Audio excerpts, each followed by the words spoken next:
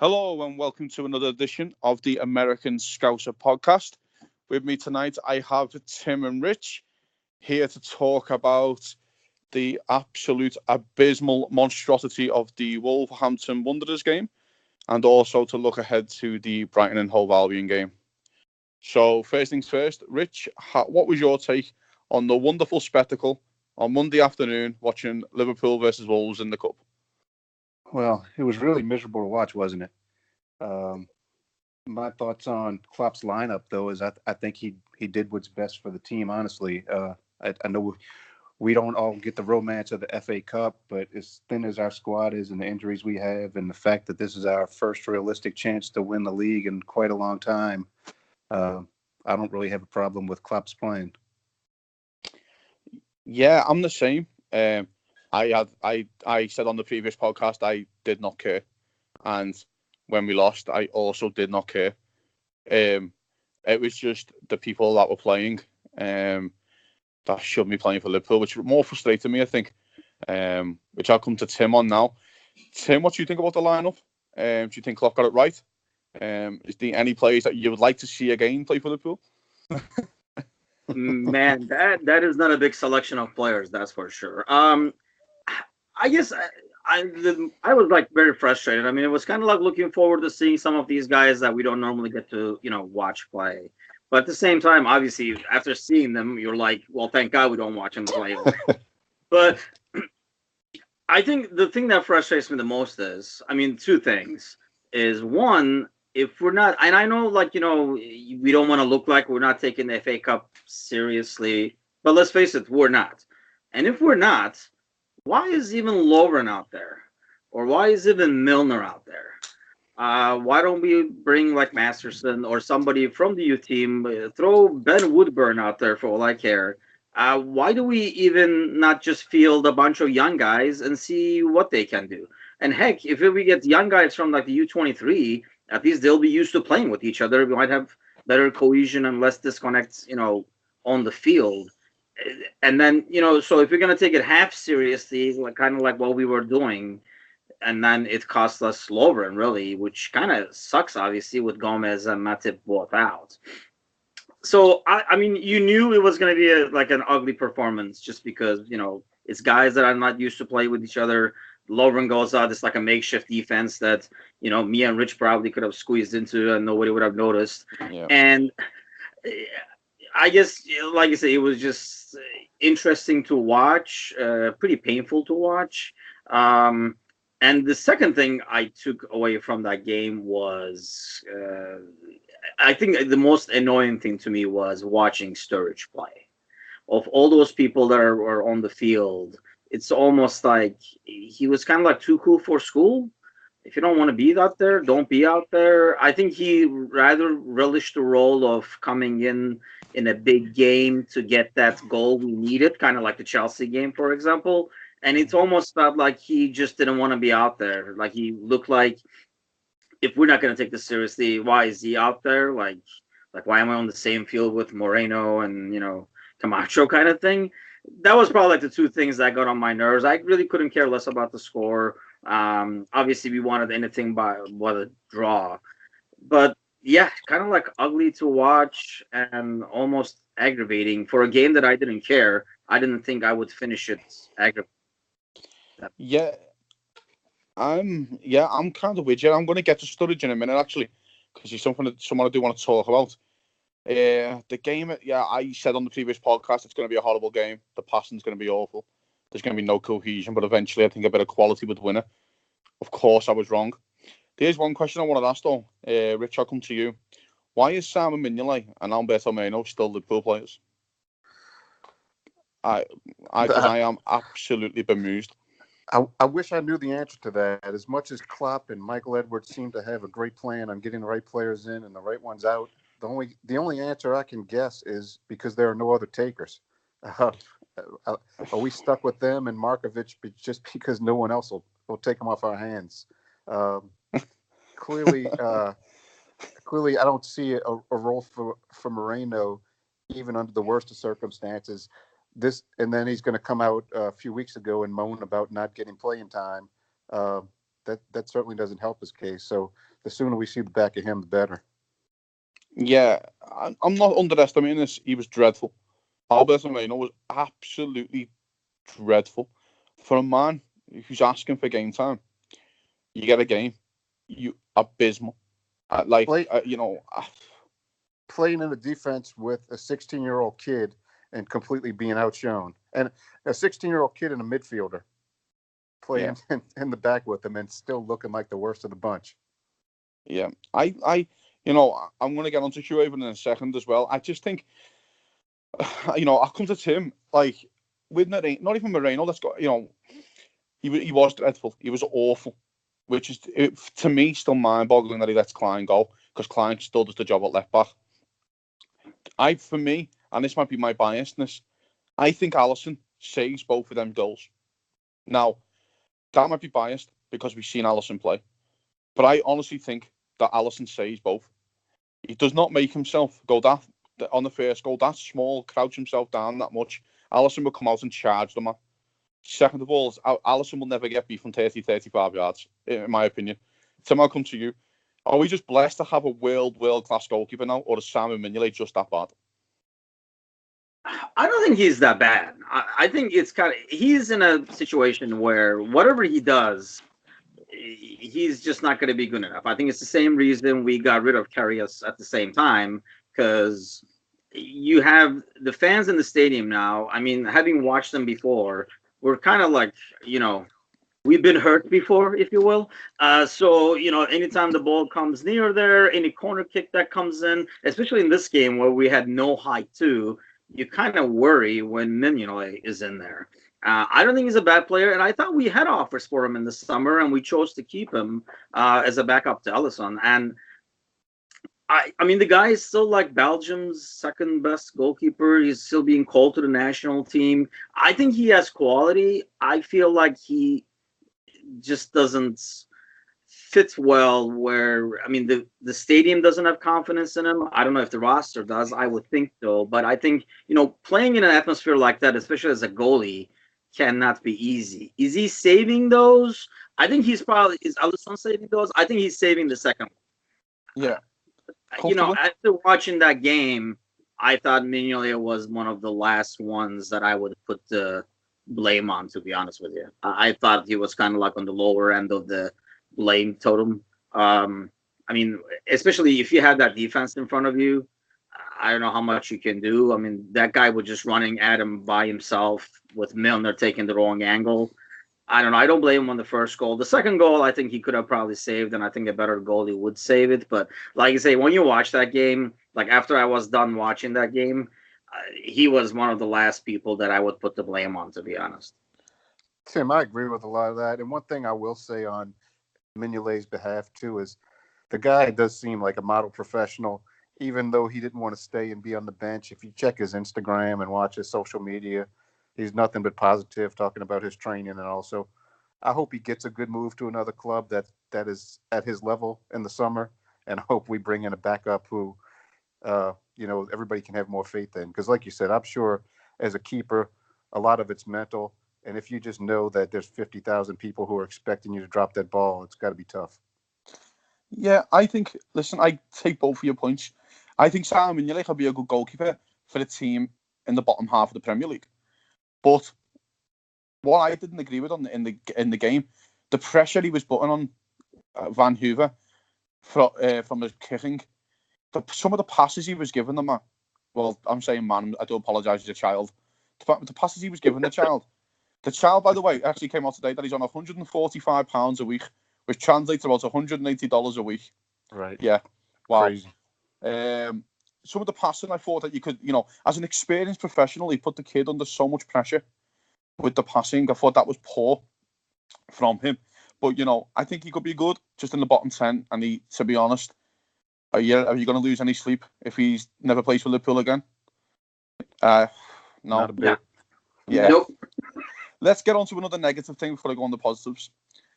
Dejan Lovren, right, has completed 7 games on a run twice in his Liverpool career.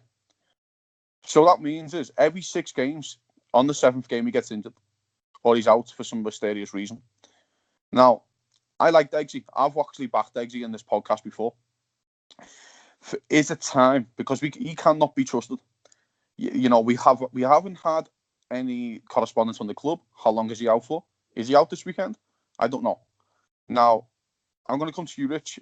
Is there improvement that we need to be making here? Because I'm not saying about his ability. Listen, Dejan's got a bit of a mad game in him. We've seen that against City. He can have a mad game. That's fair. But usually he's pretty solid. Can we rely on him? Can we trust him to say, Dejan, we need 15, 20 game rules here? So I'll come to you first. Would you be looking to do something in the market right now to try and get it back up in? Or would you wait it out for Joel Matip and Joe Gomez? And what's your actually basically overall take on Dejan Lovren? Well, like you, I tend to defend Lovren quite a bit. He's got that moment of madness once in a while, but overall, I think he's solid, especially next to Van Dijk. And I don't know, I've always been a central defender myself, so I have a soft spot for him, I guess. But my biggest concern with him is the injury. If you're the hard man central defender, that's going to be the enforcer. You've got to be a little more durable that you can complete 6 games in a row. And if we can't get that out of him, how can we build our team around players that are critical to us that we don't know if they're going to go missing at crucial parts of the season? I don't know. At least Klopp's not making noises like we're going to do anything in January, and I don't know if we should. With the 3 injuries that we have, all should be back within a couple of weeks. And other than Van Dijk, Klopp doesn't have a history of putting people right into the lineup after we get them. So if we get somebody in January and he's not ready to play until April, then I don't know if that's the best plan either. But I certainly think in the summer we've got to be looking for different options because both Matip and Lovren are always out with little niggling injuries. And, of course, Gomez has had bad luck, but his injuries have been serious. So it's hard to say if he's got an injury problem or if he's just had bad luck. Yeah, I agree. I agree on certain things. I think Jones is more bad luck, to be honest. I'll come to you, Tim. Dejan, what do we do here? Because I think Klopp has been blessed with the run that we have in the next 5 games, which I'll touch on a bit later. I think he's blessed. If Liverpool go to City next week and then go to Spurs and then play United at home, I think he would look at doing something maybe instead of leaving Fabinho, which more than likely is going to be the choice. But yeah, what do we do here, Jim? What do we do with Dejan Lovren? Because the minute that the man gets his chance, he was moaning at the start of the season, he cannot get in the team. He's out again. Yeah, I mean, I think in terms of what his role would be in the long run, I think, he's a keeper and it will work. I mean, let's face it, he's kind of our 3rd center back. I would think our ideal lineup has Gomez next to Van Dijk. So with him and Matip both being kind of shaky, it's almost like in the long run, we should probably have another center back on the roster. But it's kind of like a hindsight deal, and I think it's almost too late to add somebody in there, especially when you have. I think Fabinho can do the job. I mean, he played decent, not great, but it's with that makeshift defense, I don't know how good you could have looked, regardless of how well you played. I think you put anybody next to Van Dijk, they automatically look a lot better. So if Fabinho was next to Van Dijk in that game, I don't even know if you would notice that he's normally not a center back. And I think, because there will be somebody to kind of boss that defense around and give direction, whereas they were kind of running like chickens with their heads cut off in the Wolves game. But so I think, the guy is good. Heck, he's the best center back in the world. But the guy is good. I think he's a keeper. Is he reliable? No. Do we go get somebody now? I think I'm getting the feeling that the team is at a level where, unless it's somebody that we really want, we're not going to go get somebody just as a Band-Aid, which I agree, because like I say, like Rich says, apart from like Van Dijk, we haven't seen anybody just being like plugged in there. So it's going to take time for them to get used to how we play and how we do things. And by then you have, Gomez back, Matip back and stuff like that. So I don't think, unless they get somebody that they really, really want, I don't think we're getting anybody for that position. And I mean, obviously, club keeps saying. I mean, you can't believe anything, any statement that the club makes right now, because obviously nobody wants the Mhm. prices going up, so they're like, nope, we're not interested, kind of thing. But I think on this, there's somebody out there that he had his eye on, and we're able to get him. We're not going to get somebody just because of the injuries, which I mean, I do agree to that. We should not. But in the long run, I mean, obviously, it's hindsight right now. I mean, and it's kind of unlucky that we have three major injuries. Apart from Ox, we really have three major injuries, and they're all in the same position. So it is kind of unlucky in that sense. But I think in the long run, knowing the injury prone, Matip and Lovren are going into next season, we probably should have one other person who can play center back, unless Fabinho shows that he can. Yeah, I wonder if some of this is an issue of Klopp being too nice a guy to the people that he has faith in. I mean, he let Clavin go. Maybe we'd all feel a lot more comfortable if he was there Yeah. for the next couple of games. And I hope we're not having the same conversation about Klein later on in the season. Yeah, I agree. I think the Klein ones bamboozles me. It really does, especially with Alberto Moreno still at the club. He does bamboozle me. But I said on the podcast, I think it was in the last podcast that we did with Tim. I don't know if you heard it, Rich. I said Liverpool looking to call on this bench once in a while. Daniel Sturridge is going to need to step up. I said this on the last podcast. He's going to need to play 8 games, 9 games minimum in this running. I said with Alaz and Lallana the same, which also likes to come down with the old mysterious injury now and then. Now, the Daniel Sturridge performance, frustrating because everyone knows he's got ability. Now, with Daniel Sturridge up at a contract at the end of the month, the way he's playing, it looks like he never wants to play football again, to be honest. Is Divock Origi now probably above him in the pecking order, would you say? I think so. I think he should be. Oh, I'm sorry. I think he should be after watching. I'm pretty loaded and can't wait to vent more about Sturridge on this Wolves game. So, I mean, the way he played, you would have thought. I mean, going into that game, my hope was at the end of the game, we think to ourselves, man, we got to make room for Sturridge somehow in the starting 11. But it was more like the opposite. We were like, we got to get him off the bench. I mean, it's like his overall attitude. You would have thought he would have taken this game and kind of shown his quality, but I feel like he acted like he was kind of too good for this game. Like with the 11 that's being out there, he was too good to play with that 11. And not that Origi looked great. I mean, obviously he got his goal, but at least he shows drive. Obviously, he doesn't have near the finishing quality of Sturridge, but at least the kid shows drive. And I think yeah, I mean, these are names that we probably will not have on the roster as a squad next year. I mean, obviously, Sturridge's contract is up. I highly doubt we're signing him back. I think Origi's contract is up, and we're already shopping him around, which I hope we don't sell him unless there's somebody else coming in this January. Yeah, I'll go to you, Rich. I like with Origi, but I agree. I don't think they're both here in the summer. But right now, Liverpool need these football players. We need these to step up. We have games coming up. Okay, yes, we have 5 games in 6 weeks, but then we get to play Bayern Munich. I'm quite confident that we're going to be Bayern Munich. Then in the quarterfinals, and then you never know. Liverpool are going to need Daniel Sturridge and Divock Origi to start the minimum to 5 to 6 games, probably towards the end of the season. Now, I'll come to you. I think I'll come to you, Rich. Is Origi the better option at the moment than Daniel Sturridge? I'm the biggest Sturridge fan in the world, by the way. I think he's brilliant on his day. I think he's probably one of the most naturally gifted scorers we've ever had. But it looks like to me now Divock Origi's just completely overtook him. Yeah, I mean, I think if we're going off the basis of the last several weeks or the last several times we've seen either of them play, and particularly against Wolves, I mean, you have to say Origi steps ahead. I mean, like Tim said, I mean, Sturridge just looked like he couldn't be arsed to even try. And I don't know if it was an attitude thing, that he's been put in with this second team and feels slighted by that. And that's, what's behind it. But, one of the things I was hoping for when I saw the lineup was this is a perfect chance for people like Origi and Sturridge and Keita to take control of a game and push so that for the run-in for this title, we've got some options we know we can count on. I mean, what I think all of us fans were hoping for is we're going to see one of these guys step up and force their way, into the thinking of Klopp for the starting lineup in these future games. And, obviously nobody did it. And I think, to me, Sturridge is the one who hurt his cause the most.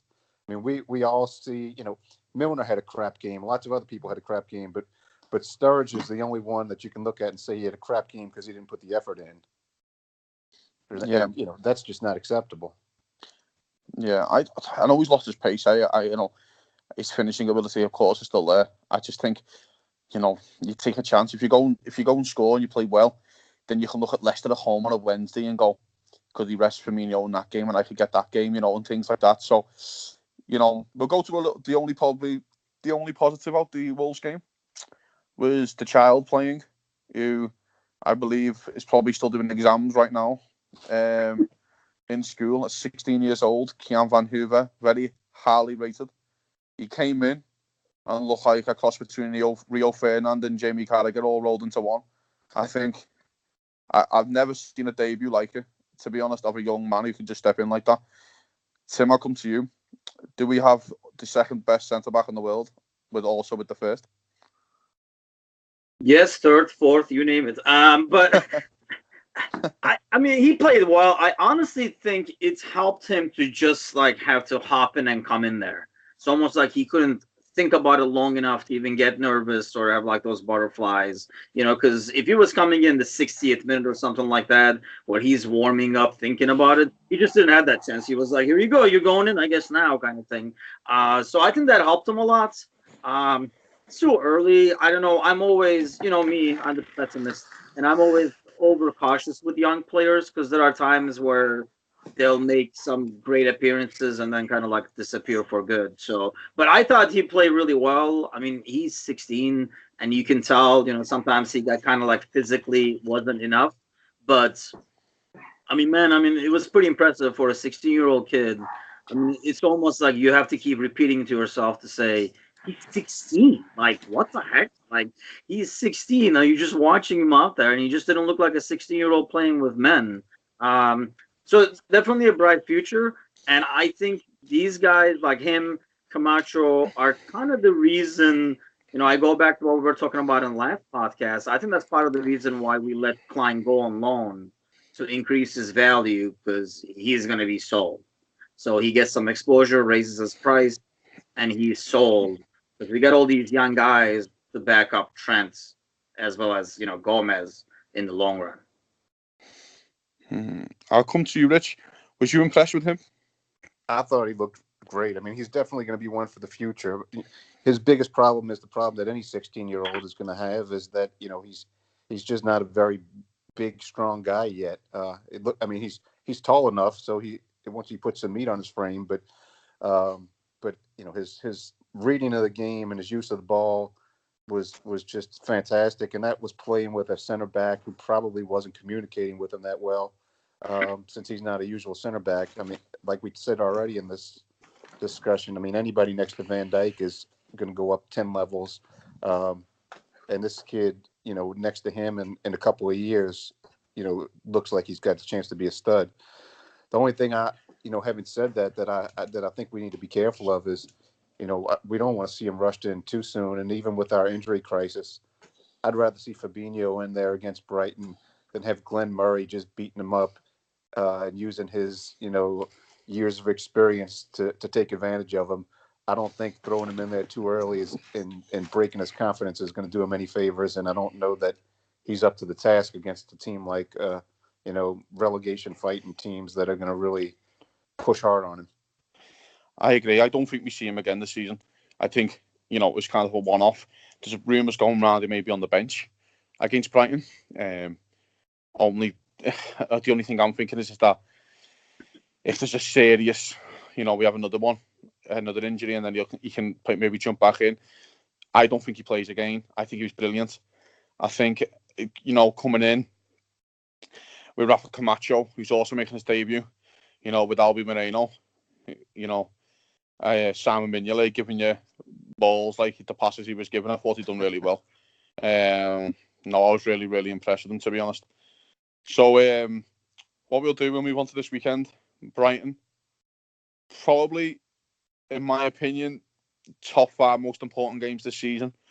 And the reason I'm saying that is that because if Liverpool need to get back on this train and we need to put the pressure back on Man City, Rich, I'll come to you. I'm quite worried about this game. You know, it's a 3:00 game in the UK, 7 a.m. here, of course, when I am anyway. What do you think he's going to go with here? Because the 4-3-3 seems like to me just doesn't work, and we seem a lot more fluent in the 4-2-3-1. Just want to know your thoughts there, really.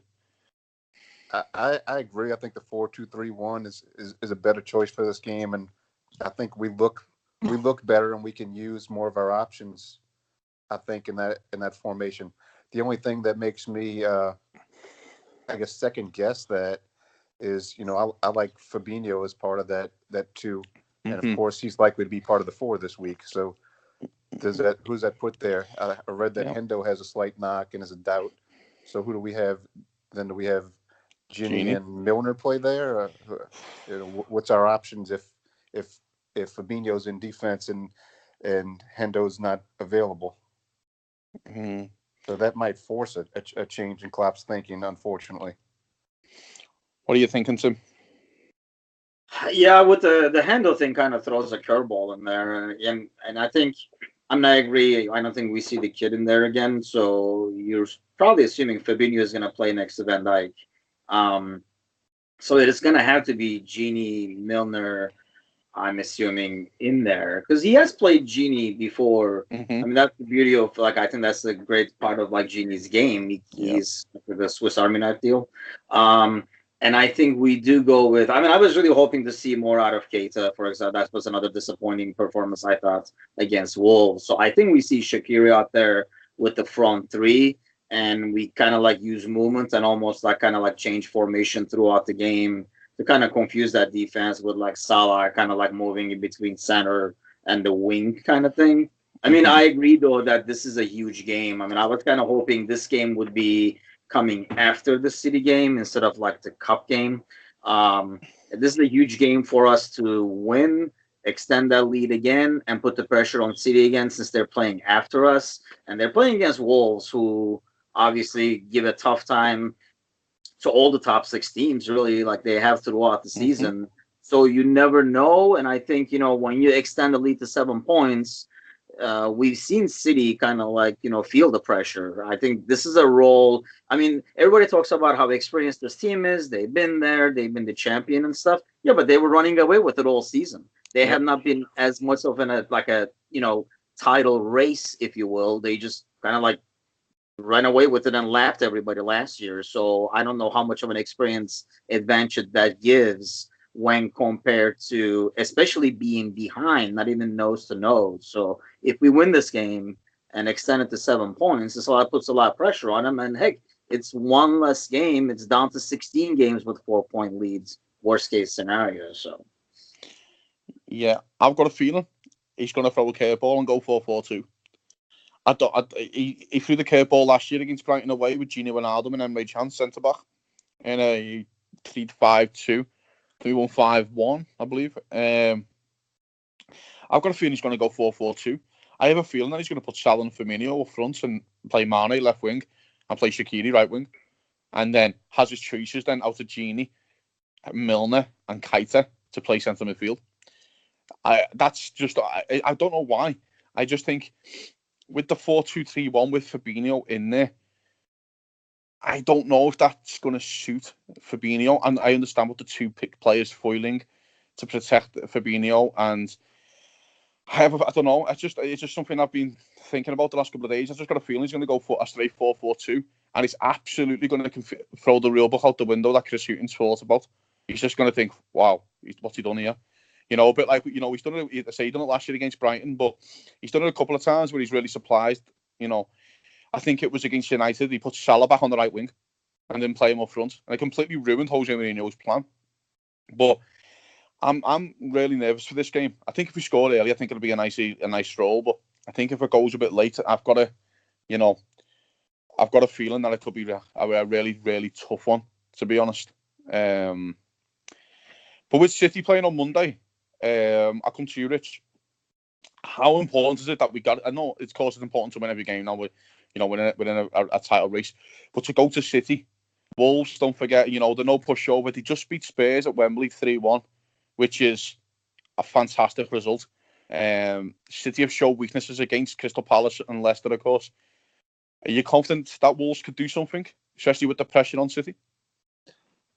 I don't know that I'd say I'm confident that they'll do something, but I wouldn't write off their chances. Like you said, the book on Wolves is that they do better against the top 6 sides than they even do against some of the others. They sort of like not too much unlike how we've struggled in some games in the past against teams that allow us to keep the ball. Wolves have the same problem. They do better when the other team has the ball for most of the game than they do when they have the ball for most of the game. So playing against City, that's certain to be the case. And hopefully they can get a couple of chances and make them pay for it. I'd certainly think there's an opportunity there. And, if we can take care of our business against Brighton, we'll have the 7-point lead. Again, like you said, putting the pressure on Manchester City. And, as much as they're in the press talking about whether we can handle the pressure of them breathing down our necks, I agree with you that we don't know that they can handle the pressure of a tight race either. We just know how they were able to walk one.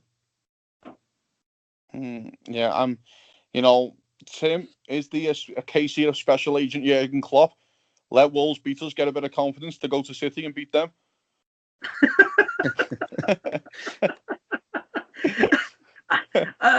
I don't think. I think it's a team that's already confident playing against like top teams because they've done well. They've done well against City. They were the first ones, I think, this season to kind of steal a point from them. So I think they'll be confident going into that game, and hopefully, they will do us a favor. But we got to take care of our business first on Saturday. The only thing that scares me is, obviously being the pessimist, but Brighton does not concede a lot of goals, so we have to get one in early to be able to kind of like open things up, especially with, automatically we're going to be a bit more shaky in the back, and I don't know if we're going to go, having, like our 5th center back, I guess, putting Fabinho back there. I don't know if that's going to cause either, Robertson or, Trent to stay back a little bit more, which will obviously take away from our attack and everything as well. But I don't know. I'm in the grand scheme of things for the game, I'm optimistic. I think we win this game. But that's, the only part that scares me is the fact that they're not a very high scoring team, but they don't concede a lot of goals either, especially for a team that's the, ranked 13th right now in the league. But if we win this one, I really feel like we put City in a tough spot and Wolves can do us a favor. Yeah, I'm the same, to be honest. I'll get your score predictions now before I move on to a couple of other little things. So, Rich, score prediction? I'm going with 3-0. Tim? I'm going 3-1. That defense is bound to give up one, I would think. I'm gonna go 4-0. I think if we scored earlier, it could be that score. And I also think with Virgil van Dijk, we should never concede a goal ever again. So no, I'll go 4-0. There's a couple of little things I want to touch on actually. Did anyone see Jurgen Klopp's face when Divock Origi scored that equaliser? Man, I've never seen a guy more angry in my life at scoring a goal. He was like, "God damn, Divock! I've got 10 days booked in a nice little summer break for us at the end of this month." He sure wasn't running onto the field to hug the goalkeeper, that's for sure. No, he was going onto the goal field to go and talk to their goalkeeper. He could have done better. He could have saved that.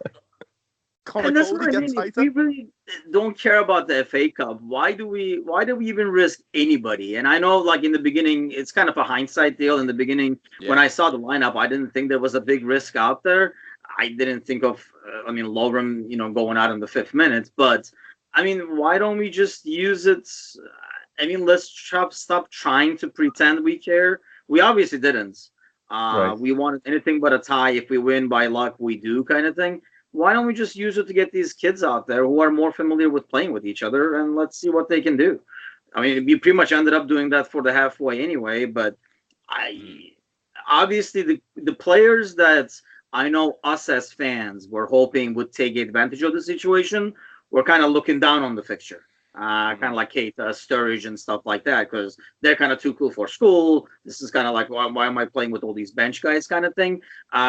Whereas all the younger guys, they might not have the quality, the experience, the strength or whatever, but at least they have, the drive to do well and to show themselves and stuff. And let's just give them the opportunity, bring all these U23s, throw them out there. Let this be their cup. Especially on a season like this, where normally I think we would probably give a bit more care to it, but obviously having a 4-point lead, this is probably the closest we've been to winning this title in a while. So obviously we don't care about it as much. I just wish we didn't kind of try to go half-ass and we just totally said, you can have this cup unless these kids can win it, and throw the kids out there.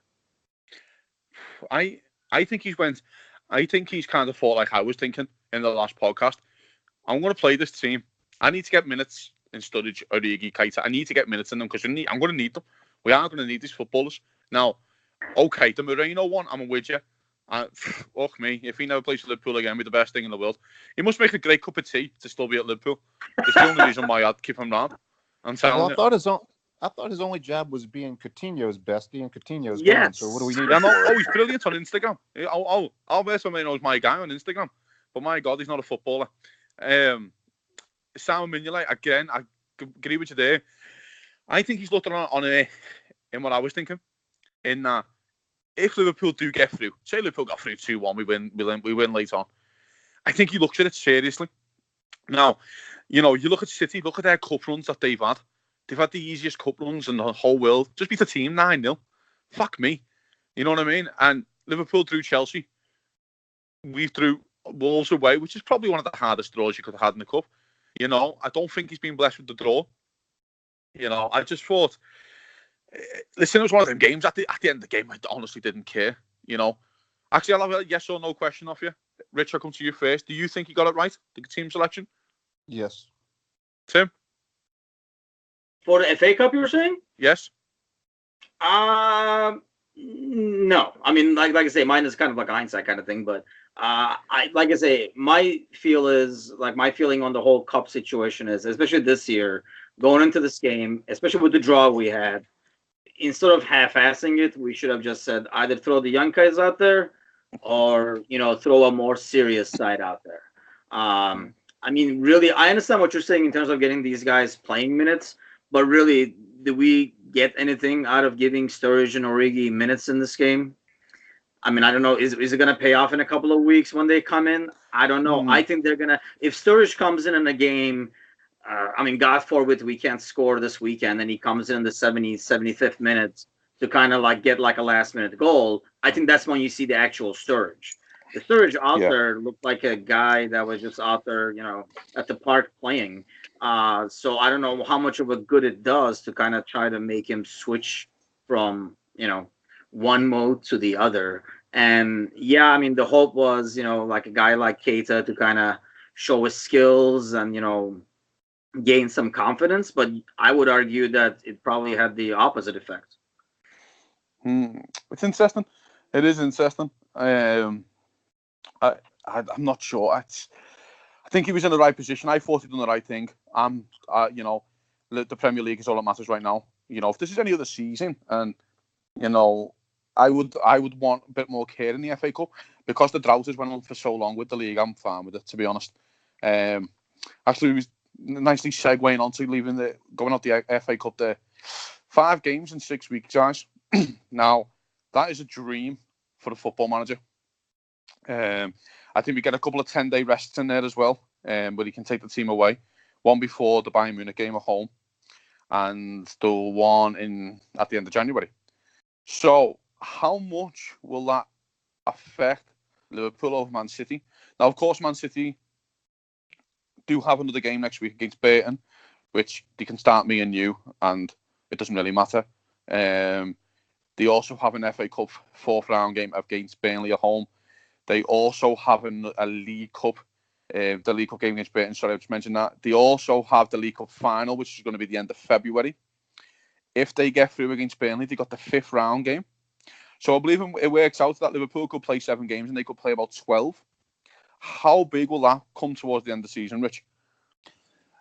I think it's a huge advantage. I mean, look at when Chelsea won the league a few years ago. They were out of the Champions League and didn't make long runs in the cups, and took real advantage of that rest time. And particularly if Klopp's going to engage his high tempo gegenpressing, that rest is going to do us a lot of good. He's complained lots of times about, in these busy periods, we don't really train. We just play and then we recover and then we play again. So we've got opportunity to train and make sure that we're at our best every week, whereas City might not have as much of a chance to do that. Of course, they're a little bit deeper than us, so the extra games won't hurt them as badly as they would have hurt us. But I still think it's definitely going to work in our favor, and I think it was certainly in Klopp's mind when he made that team for the cup, and I think it was certainly in his mind when he didn't celebrate Origi's goal. Yeah, Tim, I'll come to you. I think Pep Guardiola and Pochettino are looking right now with envy. They're both still in the cup. They are both still got League Cup semi-finals. Spurs have got a massive game against Chelsea at Stamford Bridge. Both within the Champions League, of course, as well. They're kind of in the same situation where they could be playing 12 games. What do you think? I think this is a massive for Liverpool, especially in the next, 6 to 8 weeks. Oh yeah, I mean, I think it goes back to even without looking at City. Let's forget about City for a minute. I think it goes back to what Rich talking about in terms of being able to. I think when Klopp and his crew have time to prepare for a game, we definitely play a lot better. When we have the time, when we can prepare for a game, we do a lot better. So it gives them that advantage and goes back to being able to do our gegenpress and stuff that we don't do as much of. And I think that was mainly, for this run at the end, really, to save these legs to be able to do it at the end of the season. So now when you go back and look at City in that equation, them having so many games, and like Rich says, they do have a deeper roster than us, and obviously they have more quality coming off the bench, but still there's 1 or 2 players on that team, if they are tired, if they're not at their best, we saw what happens to them when Fernandinho is not in the middle. Things start to collapse. So an injured or even tired Fernandinho is going to affect them a lot more in the league, or I don't care what the hell they do in the cup. They can win all of them that we're not in for all I care. But it's definitely going to affect them in the Premier League. And they're certain key positions. In terms of striker, they have Aguero, who is not the most durable. So losing him and just leaving, staying with Jesus, who is not himself not very reliable at times either, is definitely an advantage to us. But I think, it's kind of like a twofold. That can only help us. But I think in the main goal of things, now that we have the lead, I think it would be a bigger issue if we were the chaser. We have the lead now. We have 4 points. So if we take care of our business, we should be able to, with getting rest and being able to prepare for games. When we have 5 games over here that are all winnable, 3 of them are at Anfield. You come out of these 5 games with 15 points. I don't know if City is coming out with 15 points as well. If they do, now we're kind of towards taking that last curve, and we still have a 4-point lead. So I think it's huge. And yeah, I guess gets paid to be eliminated from these cups. And I hope we make the best of it. Really, that's the key thing. Yeah, well, I think in a couple of weeks, City do have Chelsea at home and Arsenal at home back to back. Which there's something as well, which is doing the rumours on Twitter. If Manchester City beat Burnley, they're already in the final of the League Cup, let's be honest. Unless Brighton win 10-0, which is, I'm not going to lie, guys, it's quite, optimistic.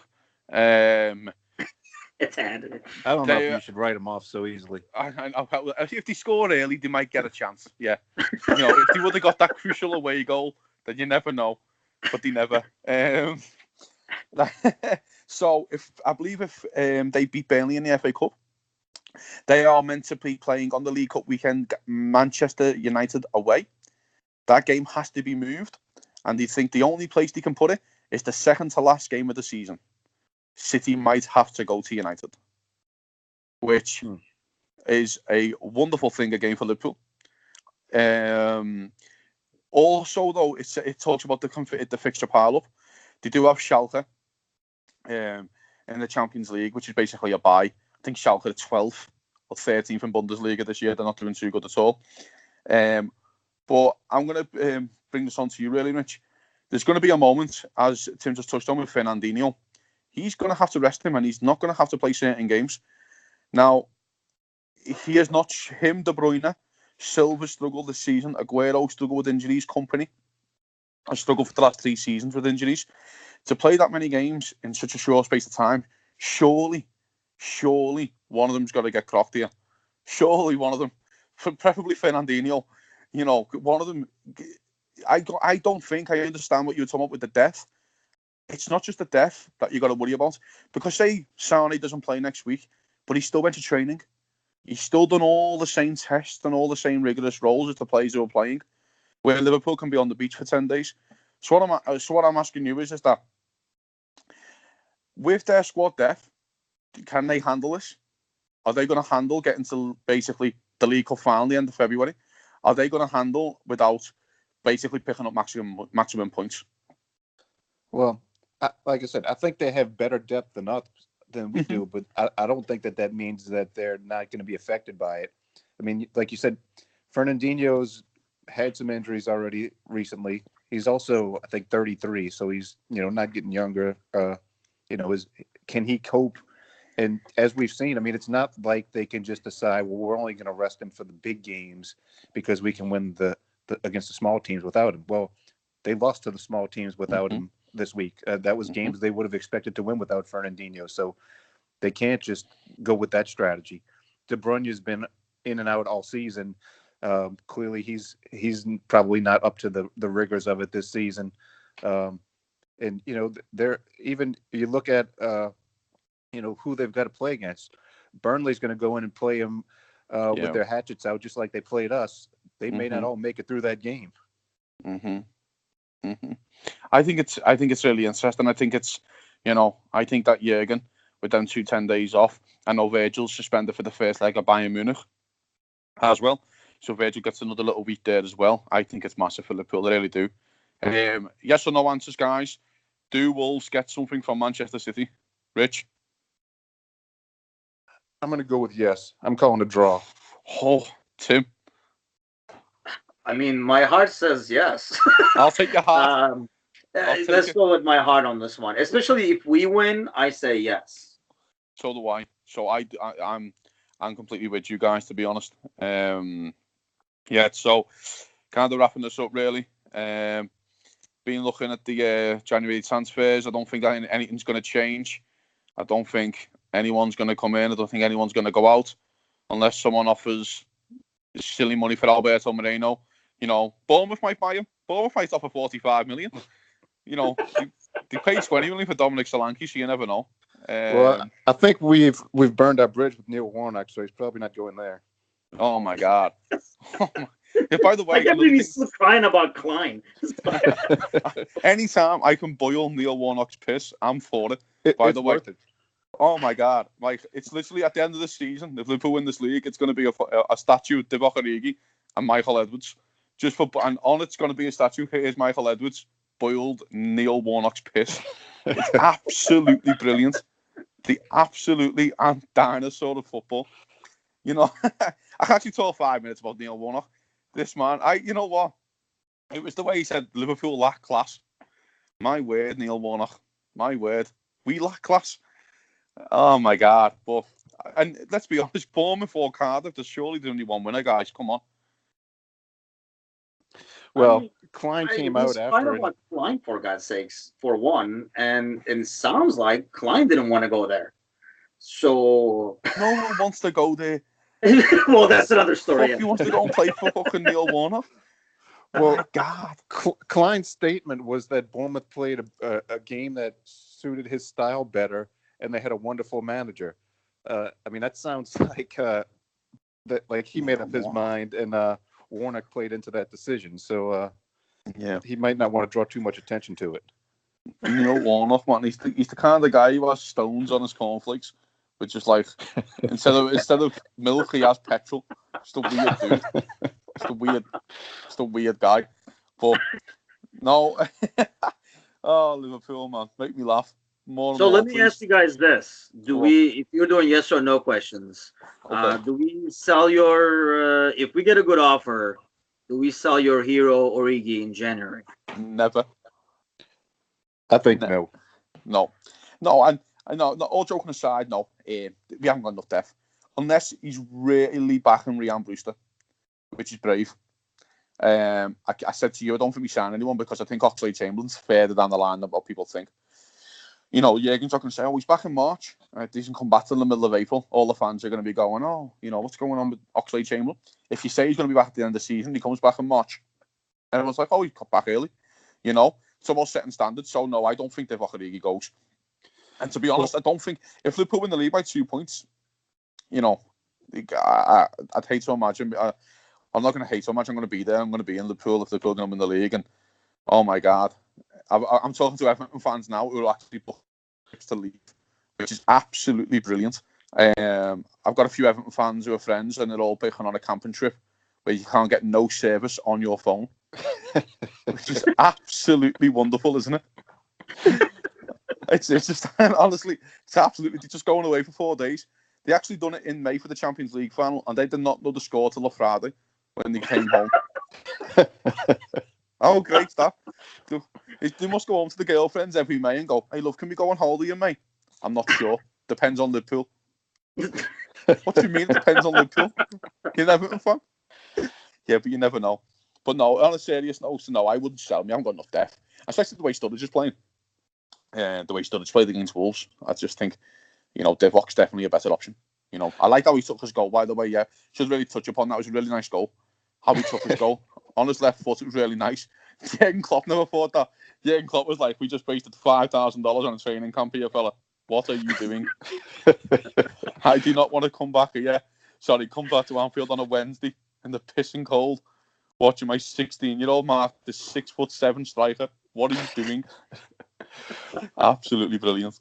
Well, you know, as uncoordinated and wild as Origi can be, he brings something that no one else off our bench can. I mean, that's just enthusiasm, and he's going to put pressure on defense just by running at him, even if he's out of control. As soon as he came in against Everton, he created a couple of chances. Yeah, he probably should have scored a couple of the ones the that header, he missed before he finally scored, but he changed the game a little. Well, Divock plays his best football in the 96-minute of games, in my opinion. So, as long as the games get to the 96 minute, it's all Divock's days. That's Divock. That's Divock's prime time. That's where he likes to kick on. You know, for me, Divock is a weird player. I put it in my match, my match stats really as a reviews, as a joke. You know, he's built like a striker that should bully people. Let's be honest, he's a big boy, isn't he? You know what I mean? And sometimes he gets a bit knocked off the ball, and he gets the ball taken on. He doesn't protect the ball enough for me.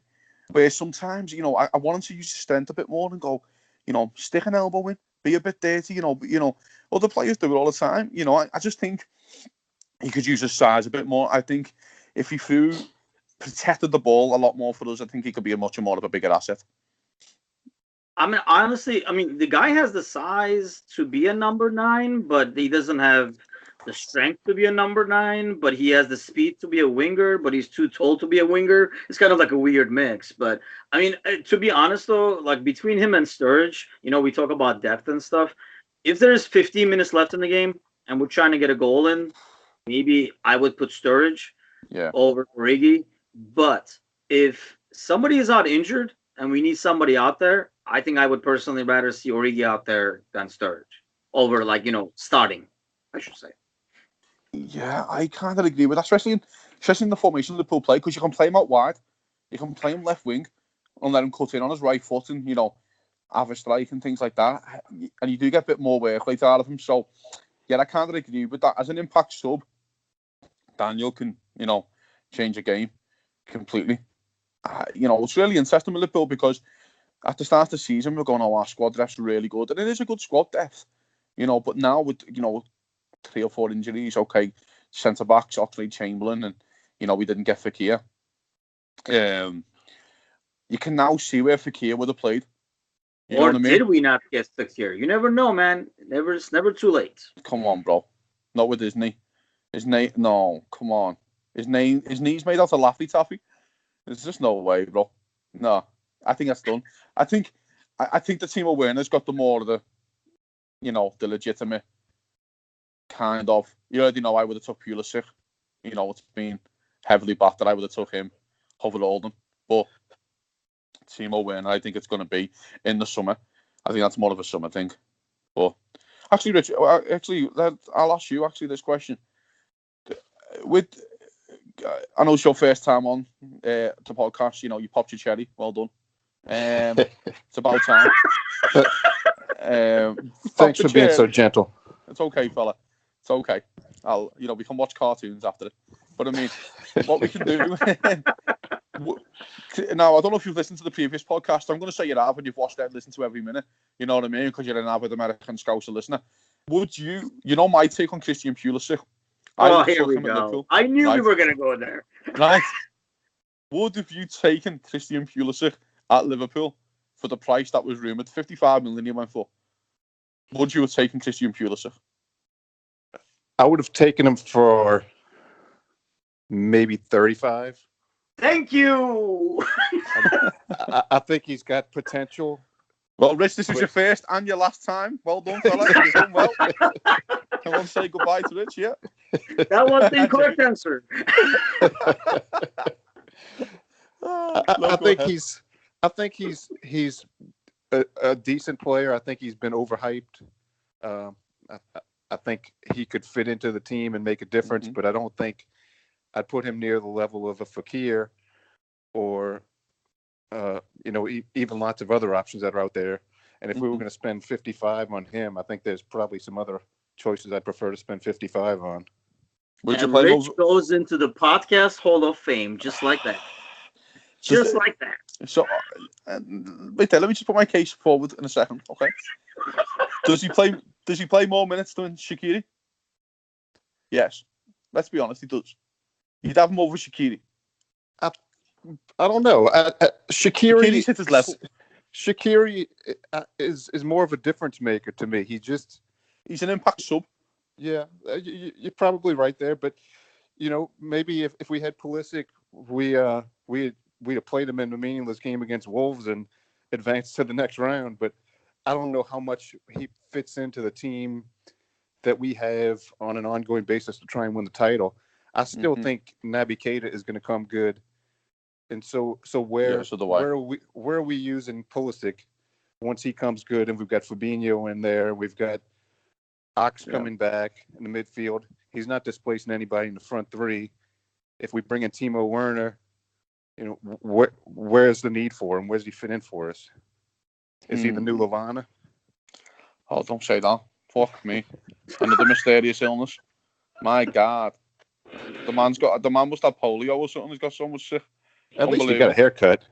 Oh, my, I know. It doesn't look like he's out of One Direction anymore. My God, you're a grown man. Stop putting highlights in your hair. But I mean, for me, all I see is that Milner's going to leave at the end of the season. If Leeds get promoted, he's going to Leeds. It's been basically done. Lallana's you cannot trust the Lallana clearly. All I see is that Pulisic, if you sign him now, he plays 12 games towards the end of the season. I think he starts 12 as well. I think it also gives you the option to rest Mane. I think it also gives you the option to rest Salah in certain games. So, but, we didn't sign him. That's it. One more thing I want to touch on. Naby Keita, do you start him against Brighton? Yes or no, Tim? No. Brave. Rich? I'm going to go with a soft no. With our injury problems in the formation, I can't. It's a non-committed no. Like a marshmallow one? He's going for the marshmallow no? I want it to be just soft enough so that if he does start, I can say, you see, I almost told you so. Yeah. Just in case. He's already setting himself up for future. Nice. I think you do start Keita. I think you got to get him in. I think you got to go, listen, I'm going to back you. Because there's going to be a moment where you got to go, listen, mate, you got to play 7 games on the bounce. And let's back him now. Let's be honest, the fixtures are kind for Liverpool. Liverpool playing Naby Keita midfield in the next 5-6 games. should still win the games. You know, it's not like, oh my God, life or death. It's like you put him in your lane or you put Moreno in. You know what I mean? He's still a top quality player. I think there's a moment where Jurgen's got to sit with him going, I back it all the way. But who are you starting him over? Like, are you starting him over Shaqiri? Because I think I would This rather weekend, have Shaqiri. I'll play, personally, as I said, I'll play 4-4-2. I'll play Mane left wing, I'll play Shaqiri right, and I think I'll play Ronaldo and Keita. I know that sounds absolutely ludicrous, but I just got a feeling he could do it. I don't think it sounds that ludicrous, honestly. I mean, I think there's sense in it. And once we signed Keita last season, I watched a lot of his Bundesliga games, and I was excited for the guy. I just thought he was the perfect fit for Klopp's system.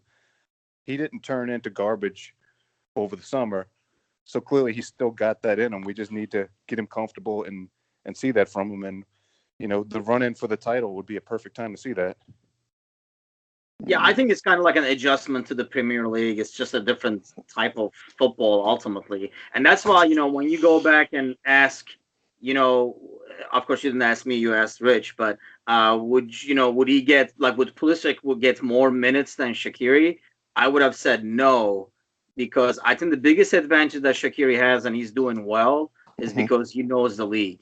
He's played in the Premier League. Good point. It's a lot easier for him to adjust, and it's a lot more physically demanding. And I know Pulisic is a bigger dude, but I would, you know, argue that Shaqiri is actually a stronger player physically on the field, despite his size. So I think that's one thing Keita is going to have to kind of get adjusted to over time, be a lot more physical and get stronger.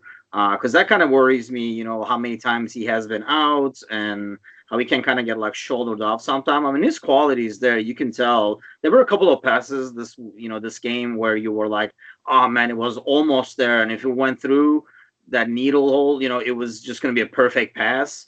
So I think it's eventually going to get there. But like I said, I think it's just an adjustment to the league overall. Yeah, good points. I Tim, think, you know what I think on those ones that look like they're just, you know, an inch off of getting there. I think that's down to his confidence. I mean, he's holding it for that extra half a second because he's not quite sure to do everything right away. So if he does get his playing time and, you know, finds his feet, those passes start making it through. Yeah, I agree. I just think he needs a goal and an assist. Really, I'm so disappointed that the shot against Burnley never went in. Do you know the one that he hits the bar? Yeah. You know, one of the best shots you'll ever see. If that goes in, you never know. You know what I mean? I always say this about Lazar Markovic, and you can laugh all you like. He had a shot against Sunderland away, a volley. I'll never forget this. I think it's about 25, 30 yards out, and he hits the bar. And there's a famous photo of Connor Wickham as he's hit the ball, of like his face drops, and like, wow, what have I just seen? I always say if that goal goes in, his career's changed. In a heartbeat. So, for me with Keita, you can see he's got the quality. I'll play him on the weekend. I'll play him the next 5 games. But, you know, I'm not the gaffer, and he gets paid a lot more than me, the gaffer. So, last thing before I leave, Big Mo, African Player of the Year. You know, I love Sadio, but I think there was only one winner, weren't there, really, Tim? Not really. I mean, who was the third candidate? I missed the third candidate. I think it was Aubameyang winner. Was it Aubameyang or was it Keita? Okay. And yeah, I mean, I think it was like a kind of like a clear cut. If he didn't get it, it would only be because he just got it. So let's give it to somebody else, like an Oscar kind of deal.